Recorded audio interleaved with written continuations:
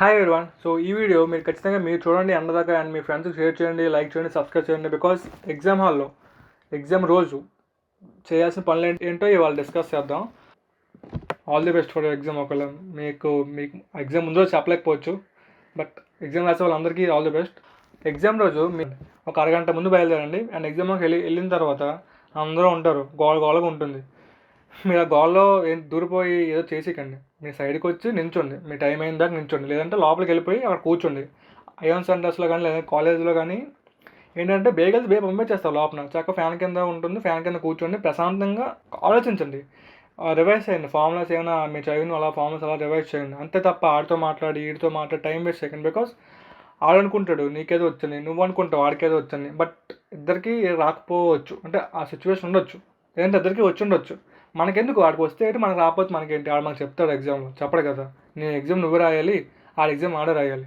So ఎందుకు పనికి వాళ్ళ టైం వేస్ట్? ఎగ్జామ్ అయిపోయిన తర్వాత మాట్లాడుకోవచ్చు. ఎగ్జామ్ అయిపోయిన తర్వాత బయటకు వస్తారు కదా, అక్కడ నుంచి ఒక గంట సేపు మాట్లాడుకోండి. ఎవడు అడుగుతాడు ఎగ్జామ్ అయిపోయిన తర్వాత? ఎగ్జామ్కి వెళ్ళే ముందు ప్రశాంతంగా వెళ్ళాలి.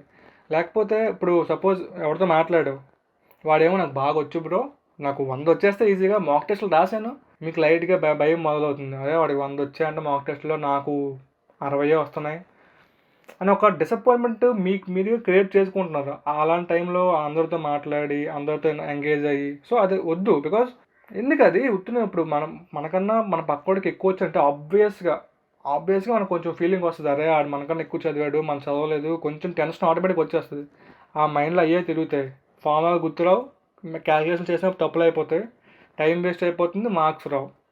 అనే చెప్తున్నా, మీరు ఎగ్జామ్కి వెళ్ళి కొంచెం వాటర్ తాగి వాష్రూమ్కి వెళ్ళి అన్నీ చేసి ప్రశాంతంగా మీ సీట్లో కూర్చోండి.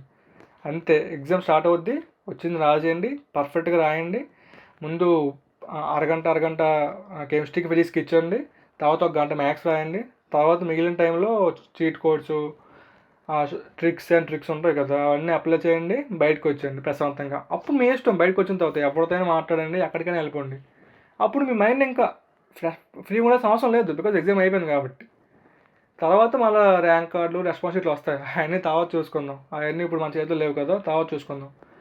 ఖచ్చితంగా ప్రతి నిమిషం ఇంపార్టెంట్. సో ప్రతి నిమిషం వాల్యుబుల్గా గడపండి, చాలా చాలా ఇంపార్టెంట్ అది. మీ పేరెంట్స్ని గుర్తెచ్చుకోండి. మీ పేరెంట్స్ మీకు ఫీజు కట్టేప్పుడు వాళ్ళు పడే కష్టం, బాధ ఉంటుంది కదా, ఒకసారి గుర్తెచ్చుకోండి. అప్పుడు మీ అంతా మీకే కాన్ఫిడెన్స్ వస్తుంది. మీ పేరెంట్స్ మీకు ఇచ్చిన కాన్ఫిడెన్స్, నమ్మకం, అవన్నీ గుర్తెచ్చుకోండి ఒకసారి. ఆబ్వియస్గా బాగా రాస్తారు ఎగ్జామ్.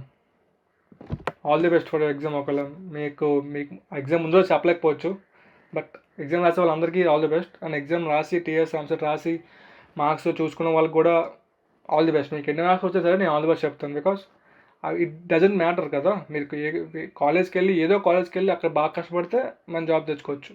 సో అందరికీ all the best. Sanjay Maka signing off. So ఛానల్ని షేర్ చేయండి, లైక్ చేయండి, సబ్స్క్రైబ్ చేయండి ప్లీజ్. రిక్వెస్ట్ అనుకోండి, కొంచెం షేర్ చేయండి, మీ స్టేటస్ పెట్టండి, లేదా మీ ఫ్రెండ్స్కి షేర్ చేయండి. ఏదో ఒకటి కొంచెం మీరు అనుకుంటే చేయగలరు, కొంచెం చేయండి.